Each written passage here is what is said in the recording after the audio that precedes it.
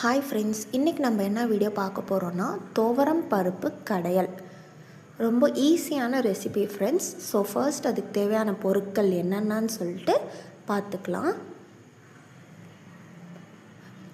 துவரம் பருப்பு, வெங்காயம், வரமிளகாய், தக்காளி, கருவேப்பிலை, பூண்டு, எண்ணெய், அப்புறம் சாம்பார் பொடி. ஸோ ஃபர்ஸ்ட் நம்ம ஒரு குக்கர் எடுத்துக்கலாம். அதில் பார்த்திங்கன்னா துவரம் பருப்பு நான் 2 பேர்த்துக்கு எடுத்திருக்கேன் ஃப்ரெண்ட்ஸ். 1/2 டம்ளர் எடுத்திருக்கேன். அது நல்லா வாஷ் பண்ணிக்கலாம். எங்கள் வீட்டில் பார்த்திங்கன்னா கடை பருப்பும் இருக்கும், ரேஷன் பருப்பும் இருக்கும். ஸோ 2 பருப்பும் நான் மிக்ஸ் பண்ணி தான் யூஸ் பண்ணுறது. ஸோ அதனால் நல்லா வாஷ் பண்ணிக்கலாம் ஃப்ரெண்ட்ஸ். நல்லா வாஷ் பண்ணி